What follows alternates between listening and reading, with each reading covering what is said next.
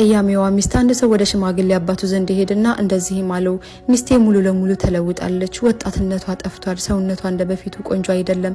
እሷን ፈትቼ ሌላ ሴት ማግባት እፈልጋለሁ። እኔ ቆንጆ ወጣት ቀጭንና ረዘም ያለ ጸጉር ያላት ሴት ይገባኛል ይለዋል። ሽማግሌው አባቱም ለተወሰነ ጊዜ ዝም ካሉ በኋላ እንዲህ አሉ፣ ቆይ ነገ ወደ ቤት መጥቼ ሚስትህን አያታለሁ።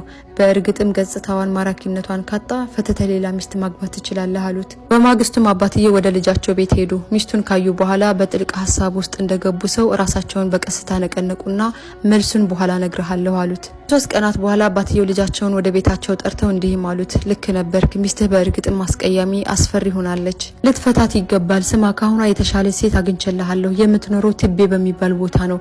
በዓለም ላይ ከርሷ የበለጠ ቆንጆ ሴት የለችም ይሉታል። ልጁን በመገረም ዋው በጣም የሚገርም ነው፣ አባቴ ንገረኝ፣ ይህ ትቤ የት ነው? ሴትየዋን ማግኘት እፈልጋለሁ ሲልም ጠየቀ።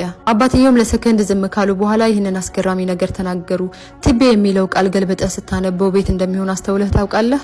ያቺ ሴት የምትኖረው በራሴ ቤት ውስጥ ነው። በዓለም ላይ ካሉ ሴቶች ሁሉ እጅግ በጣም ቆንጆዋ ሴት ያቺ በቤትህ ውስጥ የምትኖረው ሚስትህ ናት። ልጁም የሚናገረው አጥቶ ዝም አለ። አባትየውም ቀጠሉ፣ እኔ እንደማስበው የአይን ምርመራ ማድረግ ያለብህ አንተ ነህ። ሚስትህን በአግባቡ እያያሃት ያለህ አይመስለኝም። የሙሽራህን እውነተኛ ውበት በየቀኑ ማየት ካልቻልክ ችግሩ ያለው አንተ ውስጥ ነው።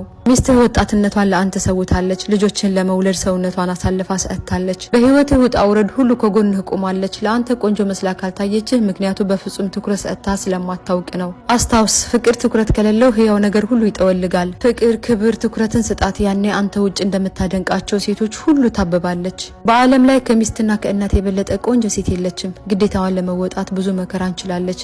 ራሷን መስዋዕት አድርጋለች። ውበቷ ከማንም ጋር አይወዳደርም። ክብር ለእናቶች፣ ክብር ለሚስቶች።